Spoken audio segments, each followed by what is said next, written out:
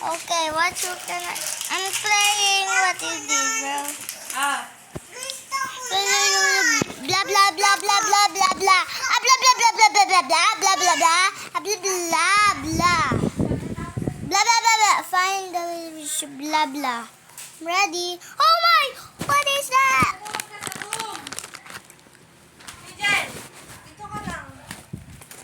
Wait, wait, wait, wait, wait, wait. Hi, hi. Where's him?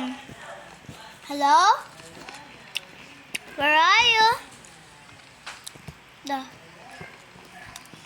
Oh, I found something. Oh my!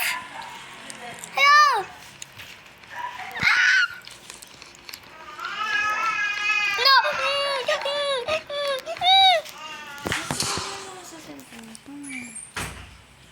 Google to. I'm gonna react. Okay, to fool them. I'm gonna react, bro. To movie. Prime recap.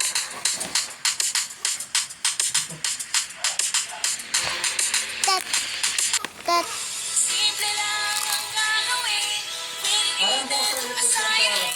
When the god of chaos captures the deity's most powerful weapons and creates an armor of the apocalypse, a young human helps a fallen god destroy it and goes to the underworld to save his wife's soul. I'm gonna react. Today we're going to recap the story of the movie, Gods of Egypt, from 2016. At the beginning of time, Egypt was the birthplace of all life on earth. When they came across that paradise, the deities decided to live there together with their inferior creation, humans. However, the gods were taller than mortals and had gold running through their veins instead of blood. What's more, they had the ability to transform themselves into any kind of monster.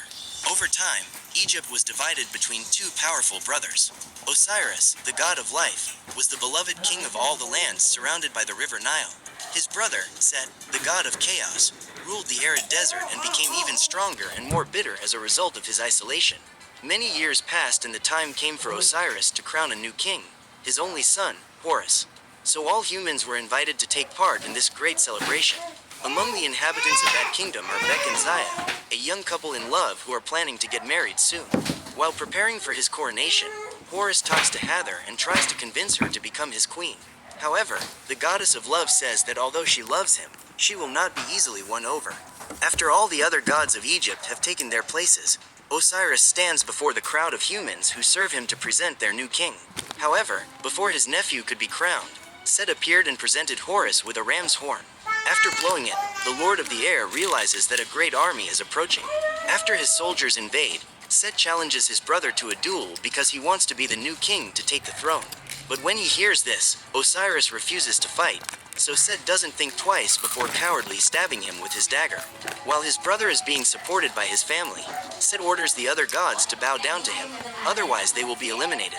The same sentence is applied to mortals, because those who refuse to worship him will be imprisoned. In his first speech, Set states that from now on, humans will have to buy their way into the afterlife with riches. Unlike Osiris, he doesn't believe that this is a gift that should be given as a present, but rather as merit. After the perishment of his father, Horus attacks his uncle and manages to destroy his shield. During the battle, Nephthys, the goddess of protection, uses her wings to form a barrier around the queen to protect her from any attack. After being struck, Horus assumes his bestial form to continue the duel and Set decides to do the same, so they both start a battle in the skies. Seeing the palace being destroyed, the humans decide to flee to avoid being hit by the rubble and, in the middle of the crowd, Zaya and Bek end up separating. When they realize that their king is losing the fight, Set's soldiers use their reflective shields to blind Horus and the prince is defeated. Before eliminating his nephew, Set decided to gouge out his eyes and, just as his beloved was about to be eliminated, Hathor decided to intervene. That day, she managed to convince the new king to spare Horus' life and Set crowned himself. Over the next few years, many gods tried to fight him, but they all paid with their lives.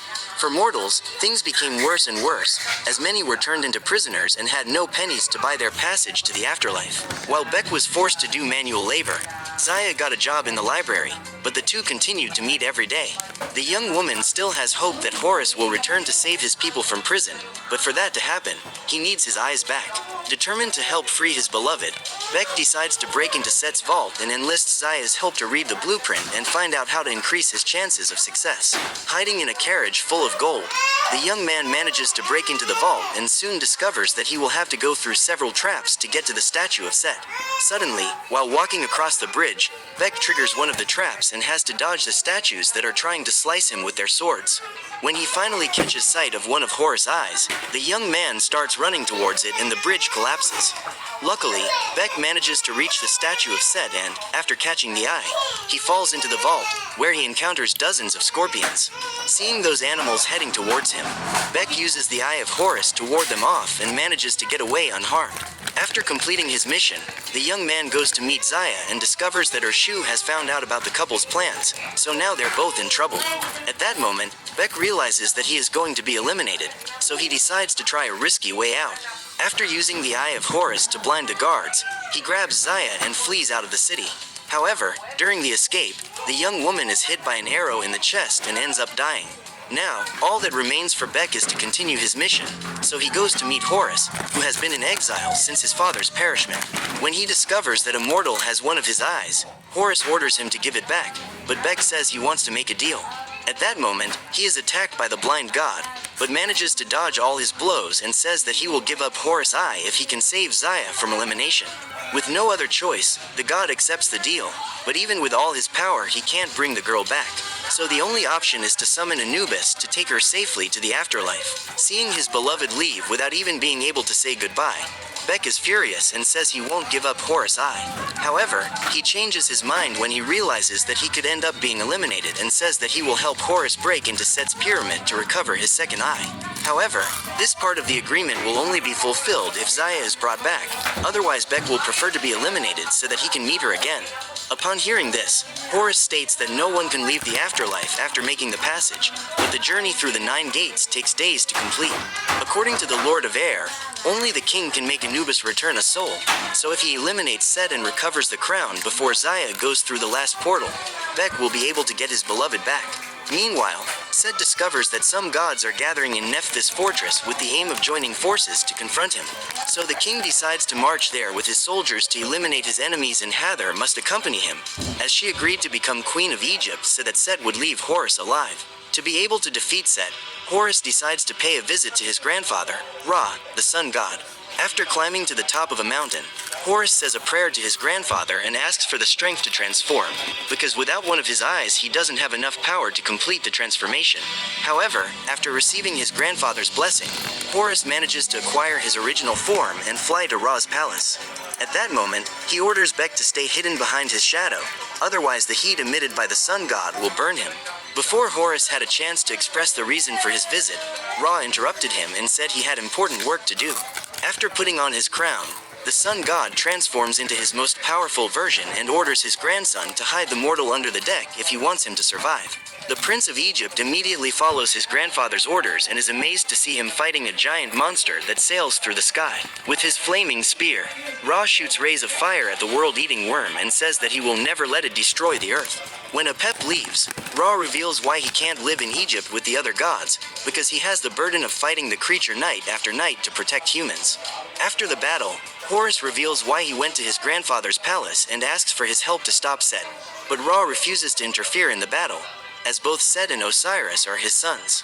So Horus asks permission to fill his canteen with the heavenly waters and then says goodbye to his grandfather. Meanwhile, the royal army battles the gods who have rebelled against their king, and Set manages to invade the fortress of Nephthys, his ex-wife. Seeing the merciless king approaching, the goddess of protection tries to flee, but is caught in midair and has her wings torn off. After leaving his grandfather's palace, Horus loses his powers and lands in an oasis in the middle of the desert.